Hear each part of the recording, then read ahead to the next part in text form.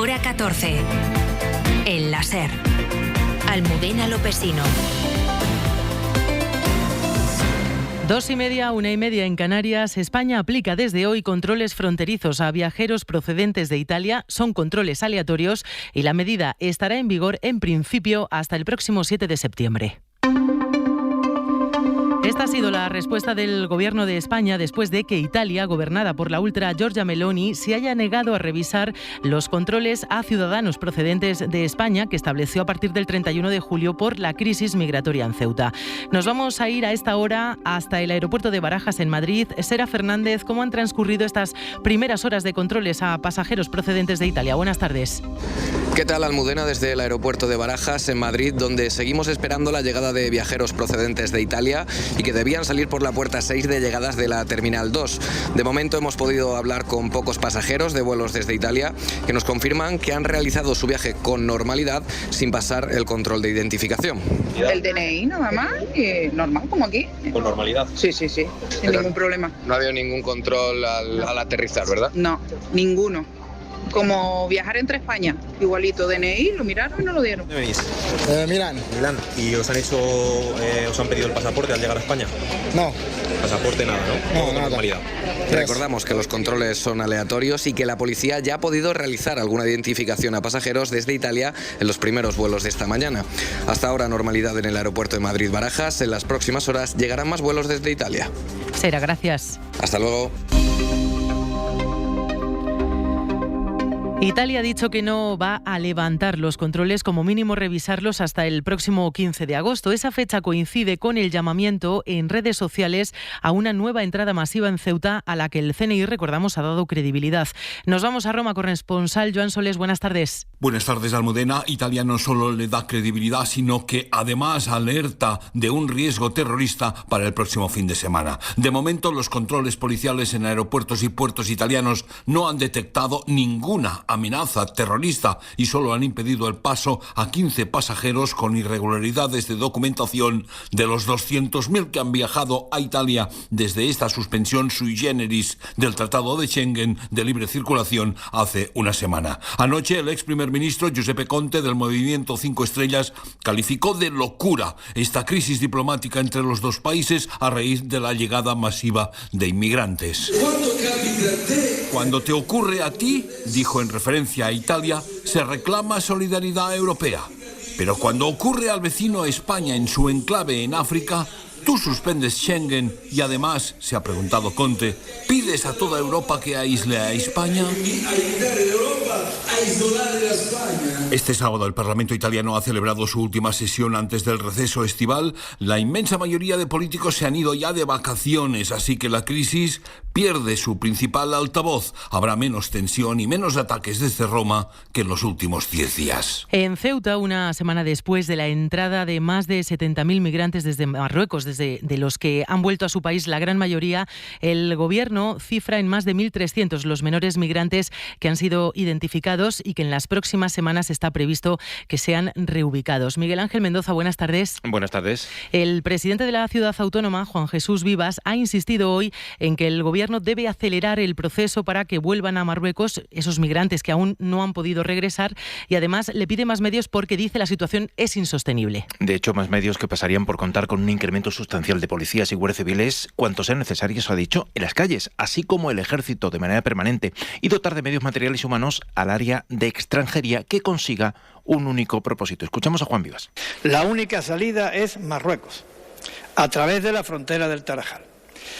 Creo que las personas que están aquí deben saber, y el gobierno se los debe de comunicar, que aquí no va a haber papeles, que aquí no va a haber salidas a la península, que la única solución está en Marruecos. Admitiendo que la ciudad está distante de considerarse haber vuelto a la normalidad, apreciando además que todavía restarían de 8.000 a 11.000 personas, muy lejos de las cifras de interior que estimaba unas 2.000. Bueno, recordamos que son 141 los fallecidos a ambos lados de la frontera en esta crisis migratoria. Miguel Ángel, fuentes sanitarias te han confirmado que han recibido la denuncia por agresión sexual de varias menores migrantes que llegaron solas la pasada semana. Pues sí, hablan de al menos 4 niñas menores que habrían sufrido esa supuesta agresión, 2 por intento de violación y otras 2 por presunta violación. Una de ellas, por cierto, habría sido anal, según han relatado esos servicios sanitarios a la cadena SER. Las ONGs incluso elevan la cifra a una 20. Piden estas ONGs uso de habitáculos que están ociosos y que no se emplean. Y en cuanto, por ejemplo, a las personas fallecidas en la frontera, del lado español son 82 cuerpos. Ya ha terminado el trabajo del Instituto de Medicina Legal este viernes con 6 identificaciones, 3 por huellas dactilares y otras 3 mediante estudios biológicos. Miguel Ángel Mendoza, desde Ceuta. Gracias, buenas tardes. Un saludo. El presidente del Senado ha enviado una carta a Marlaska, a Álvarez, a Robles y a Bolaños para decirles que tienen obligación de comparecer en la Cámara Alta. Dice Pedro Rollán, del Partido Popular, que ellos les han citado antes, el PP les ha citado antes a los ministros. Dice Rollán, Adrián del Pozo, que la comparecencia de los ministros en el Congreso a petición propia y prevista para finales de este mes no invalida la cita que les han hecho el Partido Popular en el Senado. Eso es un nuevo conflicto entre las dos cámaras, esta vez a cuenta de la comparecencia de los ministros por la crisis migratoria en Ceuta. El presidente del Senado ha enviado hoy, sábado, esas cartas en las que asegura que los ministros deben comparecer en las fechas indicadas, ya que no han indicado conflictos de agenda. Dice Pedro Rollán, del PP, que el hecho de que quieran comparecer en el Congreso no quita para que tengan que ir también al Senado. Es, en definitiva, un intento de una Cámara con mayoría popular para reivindicarse. El Gobierno mantiene su intención de comparecer a final de mes en el Congreso y no duplicar las comparecencias.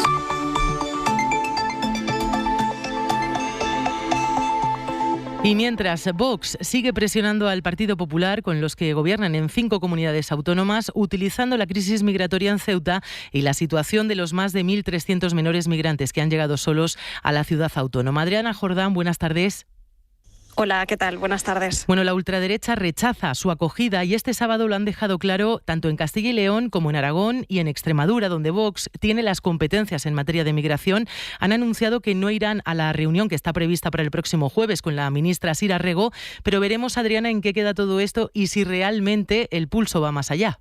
Eso es, los vicepresidentes de Vox de Castilla y León, Aragón y Extremadura rechazan asistir a esa cita con el Ministerio de Infancia del 13 de agosto para coordinarse en la acogida de menores migrantes solos que entraron en la crisis de Ceuta en nuestro país. Se lo han comunicado a la ministra Sira Rego por carta. Fuera de este plantón está Andalucía, el cuarto gobierno de PP y Vox. Por cierto, que en abril las comunidades autónomas del PP ya plantaron a Rego. En la formación de Abascal quieren escenificar su oposición total y frontal al reparto de menores. Piden al Gobierno que antes de repartir a los niños por otros territorios se agilicen los procesos de reagrupación familiar o que se dejen en manos del Gobierno marroquí, además de incidir en que los menores tienen que pasar por pruebas de edad para evitar fraudes. Hay que recordar que estos procesos ya están en marcha, pero lleva tiempo y minuciosidad, ya que se mira al detalle cada expediente del menor. Este golpe sobre la mesa de Vox tiene mucho de sobreactuación, que rema a favor de esa estrategia antimigración del partido de Abascal. La ultraderecha lleva tiempo utilizando la inmigración para fomentar el discurso del odio y alimentar el miedo. Lo ha hecho con la crisis en Ceuta, hablando de invasión e incluso retirando la financiación a las ONGs en aquellos territorios donde gobierna con el PP, acusándolas de colaborar con las mafias. Vox también aprovechó la regularización de 500.000 migrantes para meter en el debate público que la medida del Ejecutivo era una sustitución demográfica. Adriana. En Vox llevan desde sus inicios con campañas en las que asocian la migración con la violencia, la inseguridad, la amenaza a las tradiciones o a la escasez de recursos públicos. Santiago Abascal lo repite en cada oportunidad. Cada puñalada y cada violación futura. El colapso en la sanidad y una gota que va calando, una estrategia que sigue la ultraderecha desde los primeros movimientos migratorios para lograr rédito electoral. Como nos ha contado el catedrático en Ciencia Política en la Universidad Pompeu Fabra, Mariano Torcal. Lo que quiere es que haya imágenes que blanqueen un posicionamiento extremo respecto a la inmigración. Vox utiliza cualquier excusa y la desinformación. Lo hemos visto en Ceuta, en Torre Pacheco o con la regularización de migrantes. Ha provocado una invasión de nuestra frontera. Con una escenificación a veces improvisada, megáfono en mano, sobre un banco, con un lenguaje cercano. Y como un español que está hasta las pelotas de ver que los de fuera vienen aquí a robar y a violar. Un discurso que apela al miedo, como explica Torcal en estos micrófonos de la cadena SER. Generan todo ese elemento identitario, cuando te hacen creer que hay una amenaza a esos elementos, entonces eso genera miedo. Unas palabras que también apelan a otras preocupaciones vitales y mueven emociones. A lo mejor no opera tanto el miedo y opera pues la falta de vivienda, opera, yo qué sé, el problema social que sea más importante para la población, en este caso objetivo, ¿no? Antonio Álvarez Benavides es un investigador y profesor de sociología en la UNED, especializado en la ultraderecha contemporánea, que a la cadena SER relata que ve en la entrada masiva del 30 de julio la brecha perfecta en la que Vox cuela su discurso. Van a saco e intentan aprovechar todo el rédito que ese malestar social o ese momento de incertidumbre puede generar, ¿no? Y que tienen ya ese discurso preparado, es decir, que no es algo que sea espontáneo, ¿no? Los de Abascal se enfrentan a la acogida de menores migrantes, mienten con que no son niños o amenazan con recortar los fondos de las ONGs que colaboren. Desnaturalizan al migrante, hablan de invasión. Hay que ir cazándolos uno a uno, pero todavía hay muchos más a los que hay que ir pescando uno a uno. Y con cada crisis, una chispa con la que la ultraderecha cuela su mensaje y prende el racismo en otros lugares. Ofertas límite en El Corte Inglés. En electrónica, portátil Acer Aspire Lite 15, Intel Core Ultra 5 de 512 GB SSD de 699 a 649 euros. Son las ofertas límite. Solo 4 días. Del 6 al 9 de agosto en tienda web y app del Corte Inglés. Me preocupa la salud de mi familia. Aunque lo que de verdad me preocupa es que mis vecinos de al lado estén más sanos que nosotros. Es que verles tan sonrosaditos me pone mala. Por eso tengo mi seguro de salud con Becerro y Acebes. Porque además de cuidar de los míos, se aseguran de que ellos estén cada día peor. No sé muy bien cómo lo hacen, pero mira, ahí se les oye toser. La publicidad no necesita llegar a esto para ser eficaz. Basta con que salga en la radio, porque la publicidad en radio se valora como más creíble y cercana. Por eso es más eficaz para tu marca. Hazte inolvidable. Anúnciate en radio. Hola, que me he venido del súper del Corte Inglés a hacer la compra. Llevo fresas para postre, que la tarrina de 500 gramos tiene un 50% de descuento en la segunda unidad. Y también unos sobres de loncheados de cebo ibéricos 50% raza ibérica Sotoalbos, tan buenos. Además, si te llevas 3, la unidad sale a solo 5,50 euros. Y podemos combinarlos como queramos. Genial, ¿no? Supercor, Hipercor y Supermercado El Corte Inglés. ¿Qué necesitas hoy? En tienda web y app. Hora 14. En Huelva, los bomberos continúan trabajando para controlar el incendio que se ha declarado en el municipio de Niebla. Hay 70 personas desalojadas de sus casas, se han quemado 4.000 hectáreas y el viento y el calor están complicando los trabajos de extinción. Andalucía, Enrique Carneado. Más de 300 efectivos del Infoca y la UME, junto a una veintena de medios aéreos, 7 bulldozer y más de 90 vehículos trabajan en las labores de extinción para tratar de estabilizar este incendio forestal que se iniciaba este viernes en el paraje Raboconejo de Niebla, en la provincia de Huelva, y que ya afecta a más de 4.000 hectáreas. Lo que más preocupa a Joaquín Molina, alcalde de Niebla, es la zona noroeste, aunque confía en que el río Tinto pueda servir de cortafuegos. Se está acercando al río Tinto, que esperemos también sirva de cortafuegos y que nos adentre en otros términos municipales que pueda ampliar el perímetro de este fuego. Han sido desalojadas de manera preventiva 70 personas, vecinos de varias aldeas y viviendas rurales, y se insiste en pedir a la población que no trate de acceder a sus viviendas hasta que las autoridades lo permitan. Y en otro punto, en Serra de Engalcerán, en Castellón. Varios incendios declarados de forma simultánea en las últimas horas mantienen confinados a cerca de un millar de personas. La evolución es favorable, pero los vecinos desalojados de sus masías todavía no han podido regresar a casa. La Unidad Militar de Emergencia sigue trabajando sobre el terreno. David Costarrosa. ¿Qué tal? Muy buenas tardes. 3 incendios continúan activos a esta hora en el interior de la provincia de Castellón. Uno en la Serra de Engalcerán, otro en Tirich y un tercero en Culla, aunque este último ya está estabilizado. Todos ellos se originaron en la tarde de ayer y aunque en las primeras horas el que más preocupaba era el de la Serra de Engalcerán, que mantiene a unos 1.000 habitantes del municipio confinados y a unos 90 evacuados, este mediodía el puesto de mando avanzado ya se ha trasladado a Tirich, donde también han acudido los efectivos de la Unidad Militar de Emergencia. Se trata de unos incendios que evolucionan favorablemente y en los que hay trabajando unos 200 efectivos, a los que se suman 17 medios aéreos. Y los incendios en Ávila y en la Comunidad de Madrid han arrasado miles de hectáreas, entre ellas las que servían de alimento para ovejas, vacas y caballos.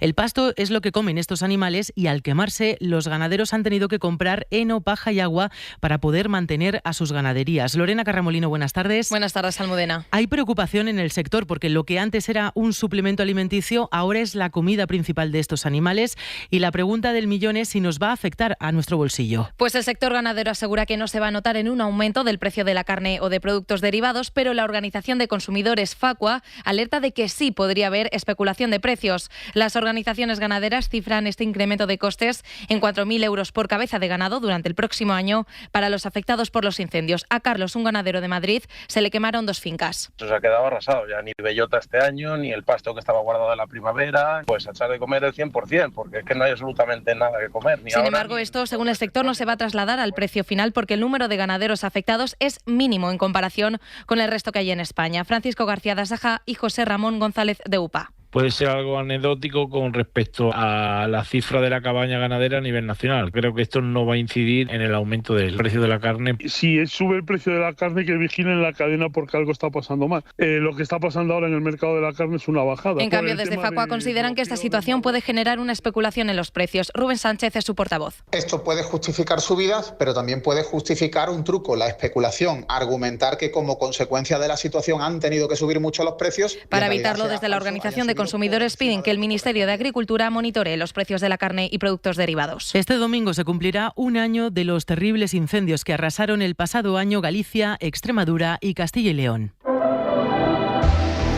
Las zonas más afectadas, especialmente en puntos de León, como la comarca del Bierzo, donde el turismo era el principal motor económico, antes de los fuegos recibieron 100.000 visitantes. Después de los incendios del año pasado, el turismo se frenó casi en seco y el número descendió a 70.000. Este 2026, el Ayuntamiento del Bierzo estima unas 60.000 visitas para finales de año. Pablo Seguí. Los hosteleros consultados en el paraje natural de las Médulas coinciden. Ahora estaremos en el 25-30% y el año pasado por esta época estábamos al 80-90%. Al final las cuentas no salen.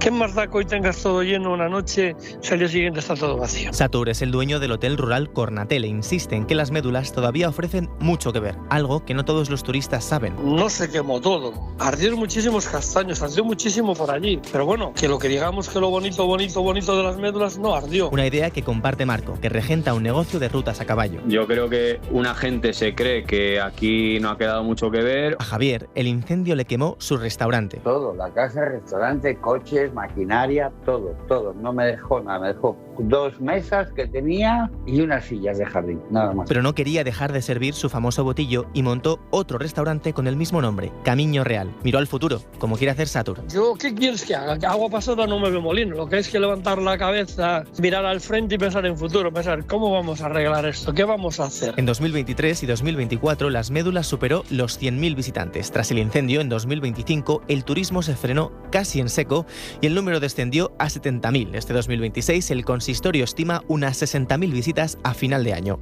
En algo más de un minuto vamos con la crónica internacional que este sábado gira en torno a Colombia, país que ya tiene un presidente de ultraderecha. Me preocupa la salud de mi familia. Aunque lo que de verdad me preocupa es que mis vecinos de al lado estén más sanos que nosotros. Es que verles tan sonrosaditos me pone mala.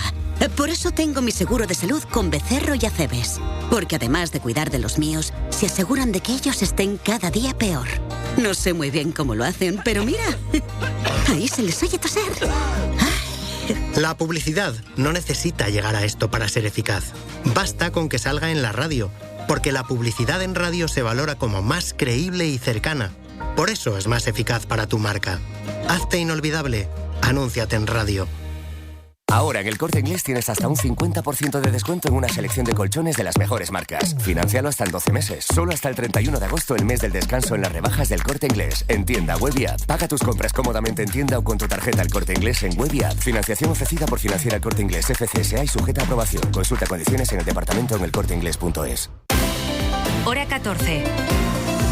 Almudena Lopesino. 2:49, 1:49 en Canarias. Abelardo de la Espriella se ha estrenado como presidente de Colombia. El tigre ha llegado y sabrán lo duro que muerde cuando se trata de defender al pueblo colombiano. El ultraderechista tomó posesión de su cargo este viernes en una ceremonia que tuvo lugar en Cali. Se ha convertido en el primer presidente de este país en jurar el cargo fuera de Bogotá. Su discurso lo hizo frente a congresistas, pero se dirigió también a cientos de militares. Porque ha llegado la hora de la recuperación total de la seguridad y de la libertad. le imparto desde aquí a las fuerzas militares y de policía la orden perentoria de combatir. De la Espriella, en la línea del argentino Milei o el salvadoreño Bukele, está en sintonía también con las políticas de Donald Trump, que les va a ayudar con miles de millones de dólares para aumentar su seguridad. Promete mano dura contra el crimen organizado y lo primero que ha hecho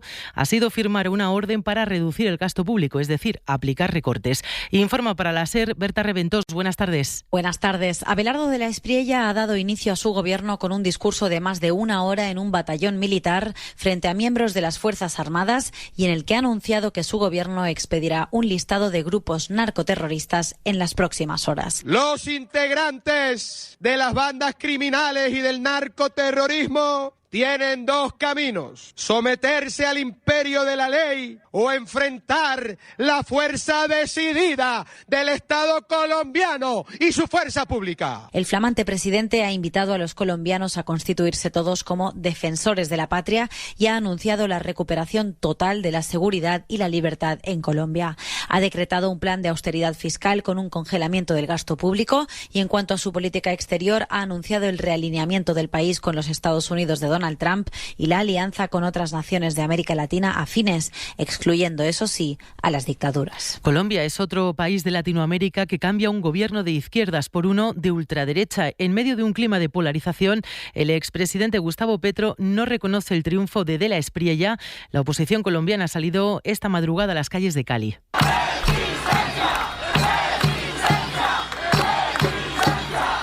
Tarde o temprano, el señor de la Espriella... Recordamos que de la Espriella ganó al candidato de Petro, a Iván Cepeda, por solo un punto en la segunda vuelta de las presidenciales. Y en Ucrania...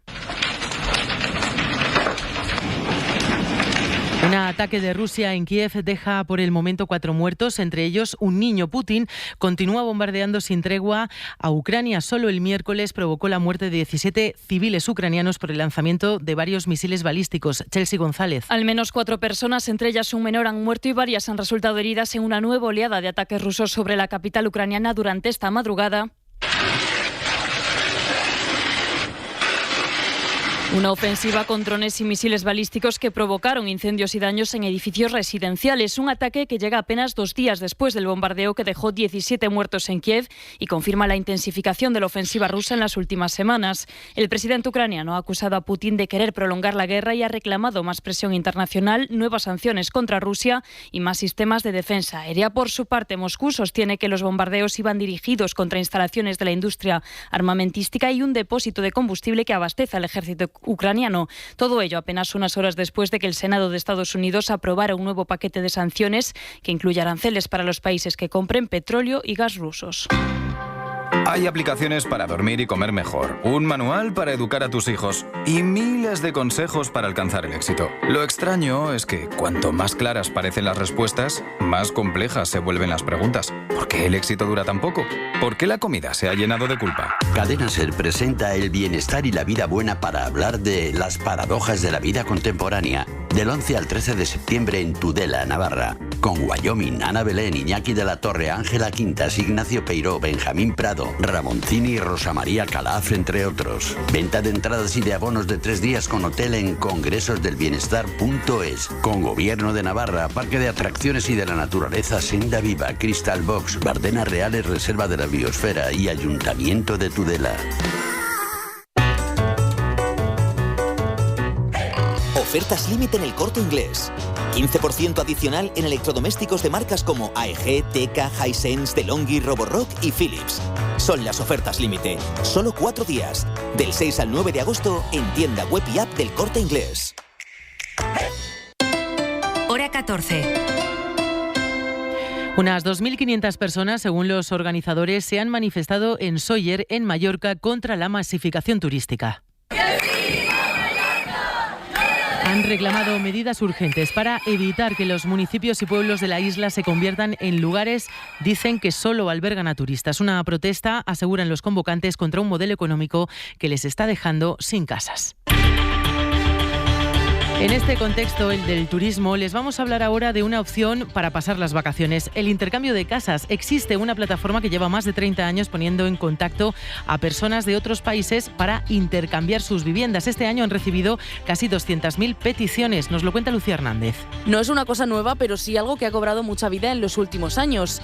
Home Exchange es una empresa que gestiona el intercambio de casas desde hace 30 años y su portavoz en España, Pilar Manrique, nos explica por qué tantas personas lo eligen ahora. Es la parte económica, o sea, tú estás viajando sin ningún tipo de transacción económica. A través de una suscripción anual, las agencias conectan a miles de personas en todo el mundo que pueden intercambiar sus hogares durante el periodo de vacaciones.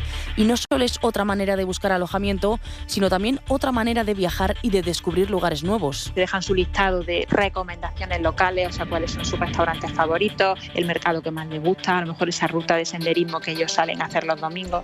Gema, una mujer que ha intercambiado su casa en casi 100 ocasiones durante 12 años, cuenta que merece la pena por la comodidad. Es estar en casa sin estar en tu propia casa.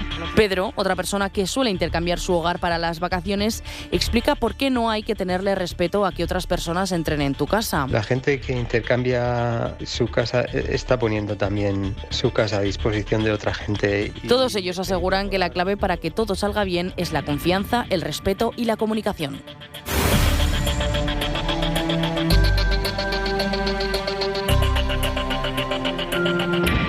Y en la semana en la que hemos conocido que España ha superado por primera vez desde 2017 los 22,5 millones de cotizantes, hoy vamos a fijarnos en la otra cara de la moneda. Hablamos de la precariedad, en este caso en el sector de la educación.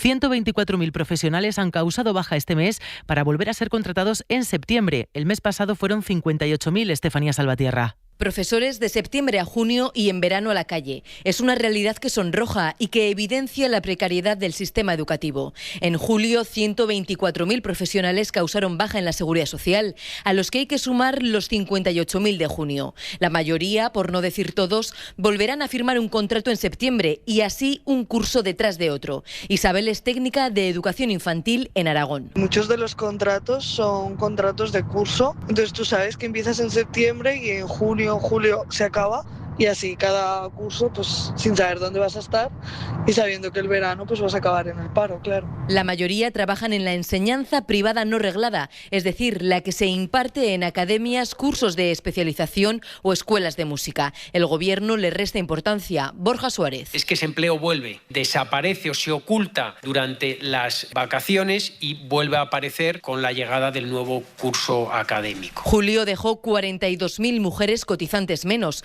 una caída relacionada con la bajada del empleo en el sector educativo. Hora 14.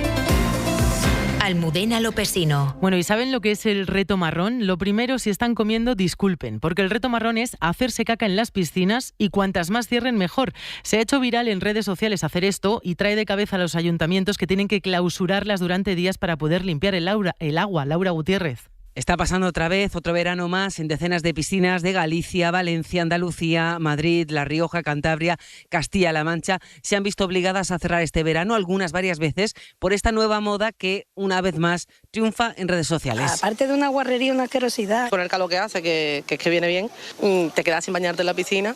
Por un gracioso. Lo hacen a escondidas, a veces incluso traen las heces desde casa. Tenemos que sacar a la gente de la piscina, hacer una hipercloración, dejar que el agua recircule, volveremos a analizar el agua. Los ayuntamientos reconocen que es muy difícil poder atrapar a los culpables. Es muy difícil cogerlo, no podemos pedir DNIs a las entradas y no se pueden poner cámaras. Y los psicólogos tratan de encontrar una explicación. Básicamente es ese efecto arrastre que hacen las redes sociales, esa magnificación de todas aquellas situaciones que vemos a través de nuestros dispositivos. El reto marrón se sanciona con multas que pueden llegar a los 20.000 euros. Evidentemente, si detectamos la persona o personas, quien sea, no tenemos identificado, evidentemente se le expulsaría y no volvería a pisar aquí ni en este año ni en muchos. Con la expulsión por muchos años de estas instalaciones. Y hoy nos vamos con las chicas Gilmore porque 25 años después están preparando un documental, Beatriz Carmona.